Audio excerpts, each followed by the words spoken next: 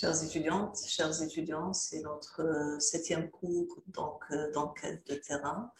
Il est consacré au questionnaire. Donc après, quand on a vu les techniques d'investigation, de l'observation et de l'entretien, les différents types d'entretien, nous allons voir un peu la technique du questionnaire. C'est la technique la plus utilisée par les étudiants, la plus sollicitée parce qu'elle offre plus de facilité, moins de difficultés. Donc, elle est très sollicitée par les étudiants.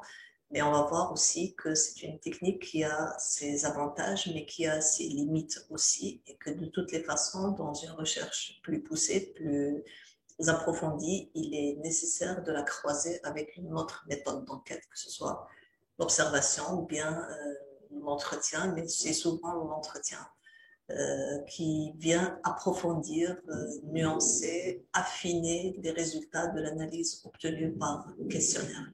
Donc, nous allons voir, comme pour tous les cours précédents, on va donner des éléments de définition du questionnaire, et on va voir ses limites, et on va voir ses avantages d'abord, on va voir ses limites pour la recherche en sciences du langage, en SDL, et et voilà, donc on passe sans plus tarder à notre présentation pour définir le questionnaire, pour voir aussi comment concevoir un questionnaire, comment élaborer, formuler les questions qui doivent figurer ou qui figurent dans le questionnaire, parce que c'est souvent un souci pour les étudiants, quoi mettre, quelles sont les questions que je dois poser, comment je dois les poser, pourquoi je dois poser des questions aussi.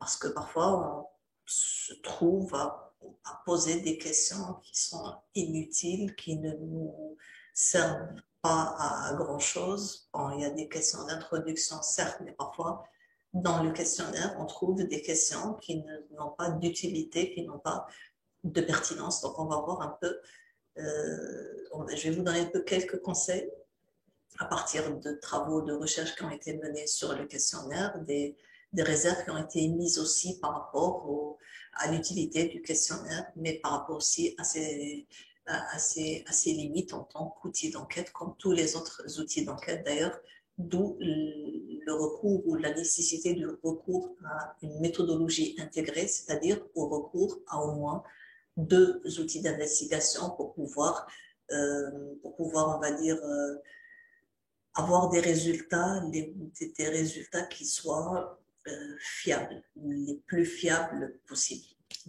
Et bon, on vise aussi l'authenticité de la parole, mais on a dit lors du cours précédent que l'authenticité de la parole est un leurre, c'est un fantasme, c'est quelque chose qui n'existe pas, c'est quelque chose auquel on ne peut pas atteindre, ce n'est pas possible.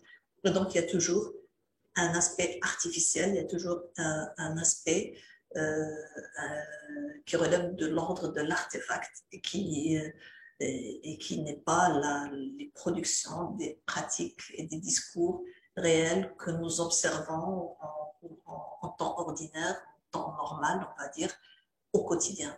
Parce que la situation d'enquête, c'est une situation dans laquelle on tente de reproduire ce que nous observons, ce que nous avons observé, ce que nous avons constaté dans la vie de tous les jours. Et on va essayer de reproduire ça ou de tenter de reproduire ça dans le cadre d'une enquête pour consigner les données. Voilà, donc je partage donc mon écran avec vous et on va dérouler la diapo comme toujours et on va voir un peu les différentes définitions, mais surtout quelques astuces pour bien formuler les questions qui doivent figurer dans le questionnaire et on va voir aussi les limites, les avantages de cet outil d'enquête. Alors, écran partagé, je crois que c'est cette diapo-là, voilà, cours 7, très bien, j'agrandis un petit peu l'écran, ça va, et on déroule. Alors, voilà, le plan du cours, donc le questionnaire des éléments de définition, comme toujours, comme pour chaque cours. Les types de questionnaires, donc on va voir qu'il y a plusieurs types, 3 types au moins de questionnaires. Les types de questions qui doivent figurer dans les questionnaires, les caractéristiques formelles et les notes sur le style de rédaction des questions, donc c'est très important, c'est des conseils pour les étudiants, pour la formulation des questions. Et sur le plan du contenu et de la structure, il y a aussi j'ai des conseils à vous donner. Alors, le questionnaire, pardon, élément de définition. Alors, le questionnaire, c'est un outil méthodologique qui comporte un ensemble de questions structurées. Il est conçu sous deux formats, ou qui peut être conçu sous deux formats, papier et électronique. Il y a beaucoup d'étudiants aujourd'hui qui nous envoient des questionnaires via Internet. C'est très intéressant. Il permet aussi de recueillir des informations importantes en termes de volume. D'accord? Donc, c'est destiné à recueillir des données importantes et il requiert une analyse quantitative et pas qualitative comme entretien et observation. On va le voir après. Il permet de recueillir donc des informations importantes en termes de nombre, de volume et pertinentes par rapport au sujet traité, comme tous les outils d'enquête. Alors, auprès d'une population cible et de les analyser dans le cadre d'une recherche quantitative. Le questionnaire permet de quantifier les informations et de les comparer entre elles. Mais on va voir que dans le cadre d'un mémoire de fin d'études, on doit se contenter d'une quinzaine à une vingtaine de questionnaires avec un nombre limité de questions. Il ne faut pas alourdir le questionnaire, il faut poser des questions utiles et il ne faut pas ennuyer votre enquêté aussi par le nombre de questions que vous lui posez. Les données obtenues peuvent être figurées dans des graphiques quand elles sont quantitativement importantes. C'est-à-dire quand vous avez, par exemple, vous dites, allez, sur 15 questions, sur 15 enquêtés, j'ai obtenu 2 réponses pour cette question, je ne mets pas de pourcentage. Je ne mets pas des graphes pour mesurer ou ça en termes de pourcentage, c'est pas intéressant. Les pourcentages, les graphes, les camemberts, ce qu'on appelle les camemberts, etc., c'est pour les questionnaires, c'est pour les questionnaires ou quand les questionnaires sont importants en termes de nombre. Quand on a 500 questionnaires et plus, 250 questionnaires, 500 questionnaires et plus, moins 15 questionnaires, on procède à une analyse, un dépouillement manuel, on va dire, du questionnaire d'abord, et ensuite à une analyse, on va dire, aussi qui ne nécessite pas le recours à des graphes. Alors, le sociolinguiste, selon Boukous Ahmed, dans le questionnaire dans Louis-Jean Calvé et Pierre Dumont, un ouvrage que j'ai cité la dernière fois lors du cours sur l'entretien, ou les différents types d'entretien, donc un ouvrage clé en méthodologie. Le sociolinguiste élabore le questionnaire dans le but de confronter avec les données empiriques la pertinence des questions qui se proposent d'élucider et de confirmer la validité des hypothèses postulées dans la phase préliminaire de sa recherche. C'est à ça que sert un questionnaire, à vérifier les questions de recherche par rapport sur le terrain, ou de confronter les données recueillies sur le terrain avec les questions de recherche qui s'est posées préalablement. Les types de questionnaires. Alors, il existe 3 types de questionnaires. Le questionnaire ouvert. Alors, il y a le questionnaire ouvert, le questionnaire fermé et le questionnaire structuré. Alors, le questionnaire ouvert, c'est les questions qui sont contenues dans le questionnaire ouvert permettent aux répondants de fournir à loisir des réponses qui varient en longueur et sur le plan de la forme. La pratique du questionnaire s'apparente à celle de l'entretien directif et il vise à obtenir des opinions, des avis. Donc, il y a des questionnaires ouverts, c'est-à-dire au lieu, parce qu'on ne peut pas faire un entretien, parce qu'on ne peut pas faire un entretien, on va faire poser des questions ouvertes dans un questionnaire écrit et on va le remettre ou l'envoyer à notre enquêté. S'il y a des problèmes de distance, par exemple, je ne peux pas me déplacer ou l'enquêté n'est pas disponible, donc je peux contourner cette difficulté par le recours à un questionnaire où les questions sont ouvertes.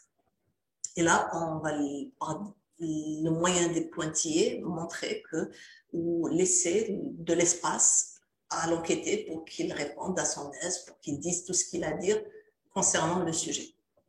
Alors, il y a les questionnaires fermés. Dans le questionnaire fermé, les questions formulées contraignent le répondant à des choix de réponses élaborés par l'enquêteur. C'est-à-dire, je pose une question et ensuite, je donne des possibilités de réponse ou des réponses possibles. Les choix sont limités et les questions fermées visent à obtenir, ou le questionnaire fermé, les questions dans le questionnaire fermé visent à obtenir des questions de fait, des questions factuelles sur des pratiques, sur des comportements. Je pose des questions pour obtenir une information, pour obtenir des informations sur des pratiques, pas sur des représentations. Dans le questionnaire structuré, on combine les deux types de questions, des questions factuelles, de fait, et des questions d'opinion de type psychologique. Donc, il y a des questions, on combine donc le questionnaire structuré, c'est à la fois un questionnaire ouvert et fermé, comportant des questions ouvertes et des questions fermées ou semi-fermées. On va le voir en détail. Alors, les types de questions, il existe deux types de questions. On parle des questions qui existent ou que l'on pose à l'intérieur du questionnaire. D'accord? Alors, il existe deux types de questions, des questions factuelles ou des questions de faits qui portent sur des faits. Combien d'années avez-vous enseigné, par exemple, dans un lycée ou dans une région, etc. Ou donc, combien d'années vous avez enseigné telle langue, par exemple, ou telle autre langue. Des enseignants qui enseignent le français et l'espagnol, par exemple. Combien d'années vous avez enseigné l'espagnol, combien d'années vous avez enseigné le... Et là, on a des données précises, on a des informations précises, ce sont des faits qu'on peut vérifier par d'autres moyens. Et on a des questions d'opinion, ce qu'on appelle des questions de type psychologique. Que pensez-vous de... etc. Alors, les questions de fait sont des questions fermées. Et elles requièrent donc des réponses. Les questions de fait sont des questions fermées, donc les réponses sont libres à ces questions. Et les questions d'opinion sont des questions ouvertes. Donc, vous devez... non, pardon, j'ai inversé. Les questions de fait sont des questions fermées et on coche donc un seul mot à choisir, on coche une case. Et les questions d'opinion sont des questions ouvertes. Et là, la réponse, elle est libre. J'ai inversé. Je corrigerai ça dans la diapo que je vais vous envoyer. Donc, c'est le contraire. Quand c'est des questions de fait, on a des réponses possibles, d'accord, suggérées par l'enquêteur. Et quand ce sont des questions d'opinion, les réponses sont libres. Concernant les questions fermées, les réponses peuvent être à choix binaire, dichotomique, oui ou non, par exemple, à choix multiple, réponse unique ou réponse multiple, à échelle de valeur, ce qu'on appelle des réponses à échelle de valeur, c'est-à-dire par ordre de préférence, par ordre d'utilité, par classement hiérarchique, par ordre d'importance. D'accord? On donne par exemple quelques éléments et vous les mettez par ordre d'importance. Quelle est la langue la plus importante pour vous dans un domaine, par exemple, dans un secteur donné, ou dans un domaine professionnel donné, ou dans une filière donnée. D'accord? Alors, on a aussi des réponses à échelle d'appréciation. On donne un avis sur un sujet. Alors, des définitions. Les questions de fait sont relatives aux phénomènes observables, aux faits vérifiables sur le plan empirique, je l'ai dit tout à l'heure. La validité de ces observations peut être éprouvée par le recoupement des informations ou par observation directe. C'est-à-dire, quand c'est des questions de fait, je pose des questions, j'ai des réponses, ces réponses sont vérifiables. D'accord? Le nombre d'années d'expérience, le nombre d'années d'enseignement, par exemple, quand j'interroge un enseignant sur son expérience professionnelle. La question ou les questions d'opinion, deuxième citation, dites aussi parfois questions psychologiques, portent sur les opinions, sur les attitudes, les motivations, les représentations des sujets. Là, ce sont des questions ouvertes qui supposent des questions libres, comme je l'ai dit tout à l'heure. Voilà. Alors, les caractéristiques formelles et notes sur le style de rédaction des questions. Donc, quelques conseils concernant la rédaction, la formulation des questions qui figurent dans le questionnaire. Alors, il faut formuler des questions simples, précises, concises, univoques, compréhensibles, intelligibles. C'est les mêmes critères pour la problématique, pour le sujet, pour la formulation du sujet, pour la formulation, pour le style de rédaction de manière générale de la thèse ou du mémoire, pardon. Et même pour la thèse. Hein. Et concernant les questions qui figurent dans l'entretien, dans le questionnaire, elles doivent aussi se caractériser par la précision, la concision, le caractère univoque, par la compréhensibilité, l'intelligibilité aussi des questions. La formulation des questions détermine la qualité, sinon la validité des résultats. Il importe, si une question est mal posée, c'est comme dans la vie, hein, on se pose de mauvaises questions, on a de mauvaises réponses. Mais quand on formule une bonne question, on a une réponse valide, exploitable. On appelle ça. Sinon, la réponse peut ne pas être exploitable. C'est pas toujours de votre faute. Vous pouvez poser une question tout à fait correcte sur le plan grammatical, sémantique, mais la réponse, l'enquêté répond à côté. Donc, ce n'est pas toujours de votre faute. Mais immanquablement, quand vous posez une question, vous posez mal la question, vous n'aurez pas la réponse escomptée ou une réponse satisfaisante, exploitable. Le vocabulaire doit être... Alors voilà, la formulation des questions détermine la qualité, sinon la validité des résultats. Il importe de lire, relire, corriger et prêter une attention fort particulière, j'insiste, à la formulation des questions. Les questions sont impérativement à revoir, à voir, à revoir, à valider par votre directeur, directrice de mémoire. C'est très important. Ne vous lancez jamais dans l'enquête de terrain, quel que soit votre outil d'investigation, avant de soumettre, de montrer, de discuter de votre outil d'investigation, de votre méthodologie, de votre démarche méthodologique avec votre directeur de mémoire, directrice de mémoire. Le vocabulaire utilisé doit relever du langage courant et adapté à l'enquêté. C'est-à-dire, il n'y a pas de jargon de la spécialité. Ne demandez pas à votre enquêté est-ce qu'il recourt au code switching.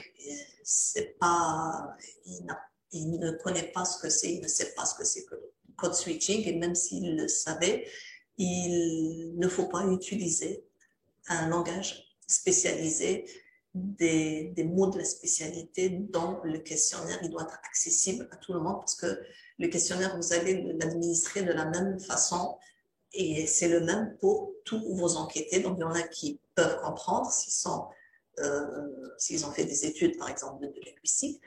Et s'ils n'ont pas fait ces études ou s'ils ne s'en souviennent pas aussi, pourquoi pas, eh bien, il ne faut pas les embêter avec des termes de la spécialité.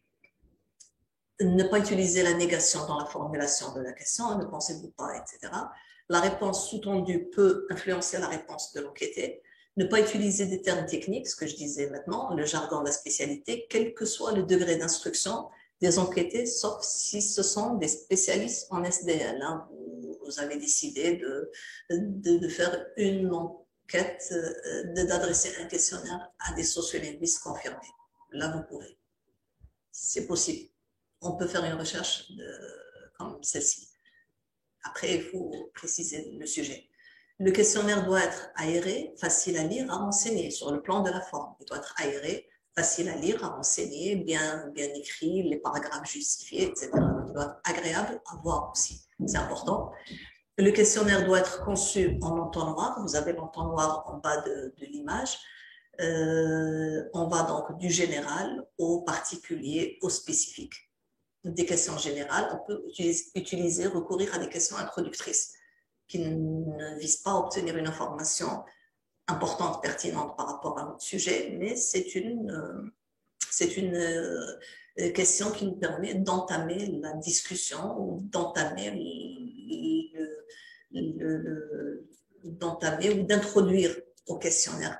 Que ça se passe oralement ou par écrit. Hein. Il faut des questions introductrices, on ne va pas directement à la question principale ou aux questions les plus importantes, etc. Donc, il faut des questions introductrices. Ensuite, on va vers les sujets qui nous intéressent et les questions de recherche qui nous intéressent le plus.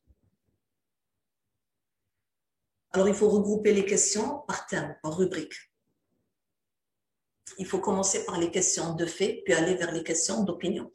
Il faut prévoir une petite présentation au haut du questionnaire. Il faut se présenter, expliquer le cadre de la recherche ou le sujet de l'enquête. Il faut mentionner votre établissement de rattachement, l'université à laquelle vous appartenez, le département si vous voulez. Il faut garantir l'anonymat des enquêtés, c'est-à-dire leur dire que votre identité sera, ou l'anonymat de votre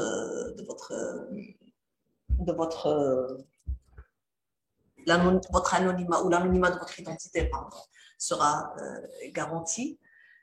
Il faut remercier aussi l'enquêteur, l'enquêté, pardon, de sa collaboration à votre étude ou à votre enquête.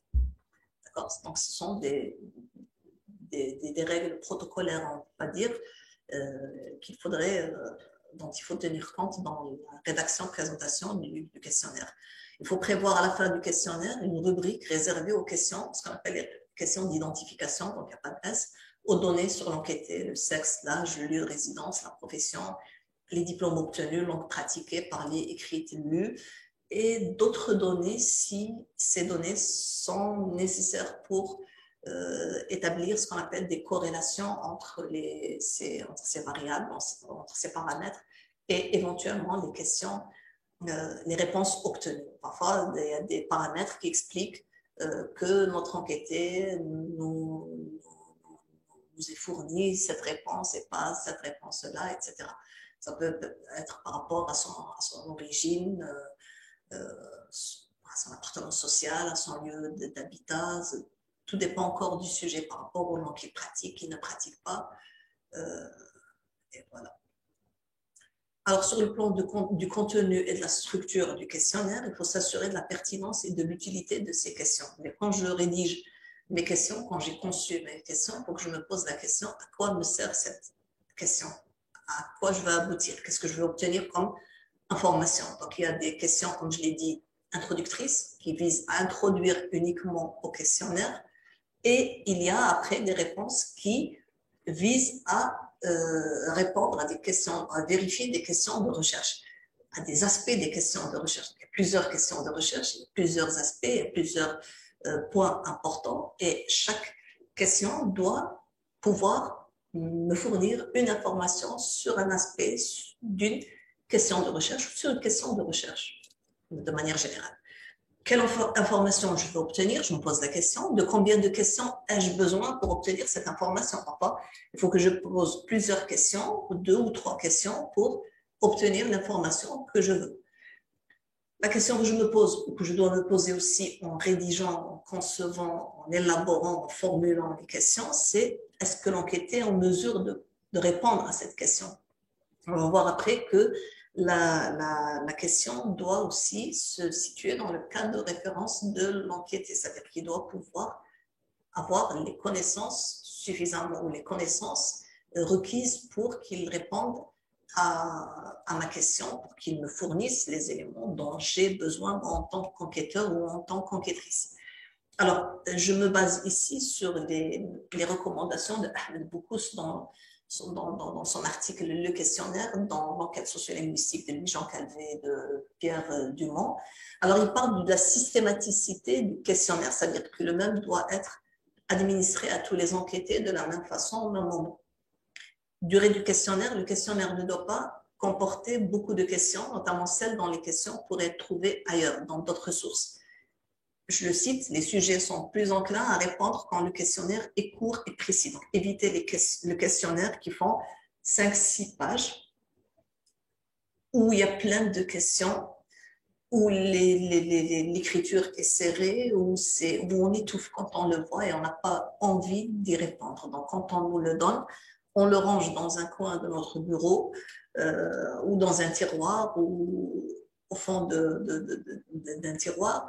Et voilà, on met du temps pour y répondre. C'est vraiment, on est vraiment très sollicité. On ne peut pas faire autrement que d'y répondre. On va le faire mais un peu à contre-cœur. Et c'est pas comme ça qu'on renseigne un questionnaire. Il faut pas aussi non plus, entre guillemets, embêter votre enquêté. Il faut lui faciliter la tâche et lui rendre la tâche agréable de répondre. Moi, quand des étudiants, parfois beaucoup d'étudiants viennent me remettre des questionnaires, récemment, une étudiante m'a envoyé un questionnaire en ligne où il y avait 5-6 questions et j'ai très agréablement surprise aussi par la qualité de la formulation des questions, par la pertinence des questions, mais aussi par le nombre de questions limitées qui m'ont permis donc de répondre en 5-6 minutes, peut-être 10 au questionnaire, mais très rapidement. Ça n'a pas pris beaucoup de mon temps et j'y ai répondu avec beaucoup de plaisir et ça a été agréable. Donc, il faut aussi penser à votre enquêté quand vous formulez des questions, quand vous limitez le nombre de questions. Maîtrise. Et alors, troisième point, c'est la maîtrise de la langue du questionnaire. Le questionnaire doit être conçu, rédigé dans la langue que le sujet maîtrise le mieux. Il faut procéder par la suite à la traduction des questions et des réponses. Questions récurrentes. Beaucoup d'étudiants nous posent les questions lorsqu'on fait des journées d'études en méthodologie pour les étudiants de master. Quand on fait des journées, surtout dans des journées d'études, beaucoup d'étudiants nous posent la question, est-ce qu'on doit rédiger les questions en français? Est-ce qu'on doit concevoir des questions en français? Non, pas forcément. Vous utilisez les langues que l'enquêté maîtrise. S'il maîtrise le kabyle, vous utilisez le kabyle, vous traduisez après. S'il maîtrise l'arabe algérien, c'est l'arabe algérien. S'il maîtrise le français, c'est le français. S'il maîtrise l'arabe classique, c'est l'arabe classique.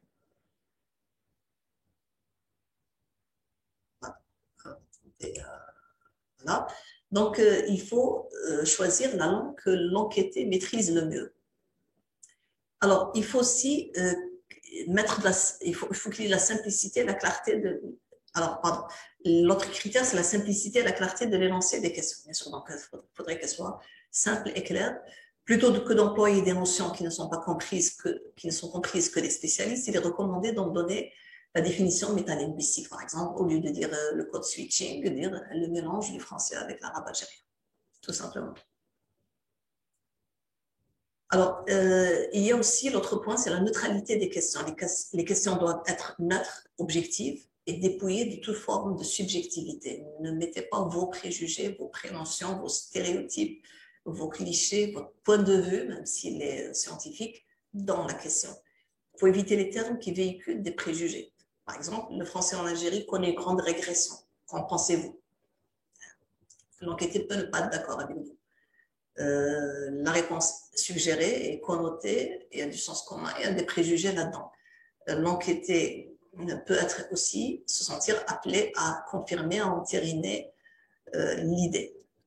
Alors, l'autre point, c'est l'exhaustivité des réponses suggérées. C'est-à-dire quand vous donnez des questions à choix multiples et vous donnez les réponses possibles, il faut que les réponses soient exhaustives.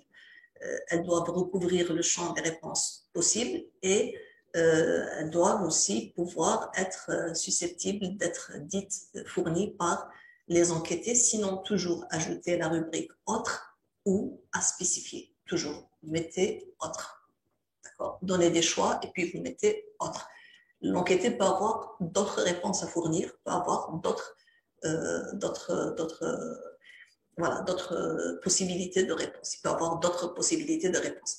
Alors, une idée par question, comme on l'a vu la dernière fois pour l'entretien, parfois il y a 2-3 questions dans une même question, c'est lourd. C'est lourd et c'est pas pratique. Le recours à la langue première en cours de FLE, par exemple, est inévitable. Qu'en pensez-vous? Là, il y a deux idées. Le recours à la langue première en cours de FLE et il y a le caractère inévitable du recours à la langue, à cette langue première en classe de FLE. Donc, une idée par question. Alors, il faut poser aussi des questions qui font sens. J'ai parlé tout à l'heure de ça. Le cadre de référence des questions doit être clair et cohérent pour tous les sujets. C'est-à-dire, on doit pouvoir interroger les enquêtés sur ce qu'ils connaissent. La récupération des questionnaires, l'idéal serait que l'enquêteur puisse récupérer le questionnaire immédiatement après la passation.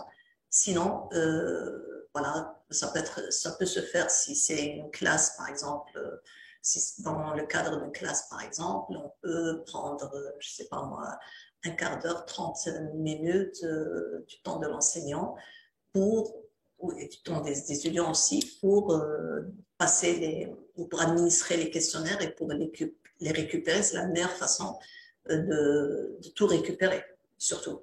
Pas de s'assurer que les enquêtés répondent, mais de récupérer l'ensemble des questionnaires, parce que parfois, quand on demande aux enquêtés de rendre les questionnaires, pour différentes raisons, pardon, parce que le questionnaire est long et ennuyeux, ou peut-être parce qu'on n'a pas le temps, ou parce qu'on a d'autres chats à fouetter, donc on oublie le questionnaire et on ne le rend pas.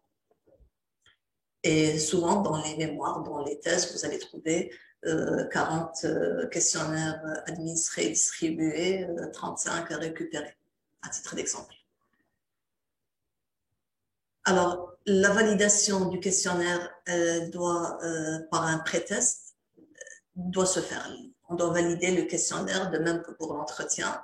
On doit aussi tester les questionnaires auprès d'une population, enfin, d'un nombre réduit de personnes, c'est-à-dire 2-3 personnes. On leur administre le questionnaire et c'est l'occasion aussi de rectifier, de changer, de voir si les questions sont bien posées, si elles sont pertinentes, si elles ne sont pas ambiguës, etc.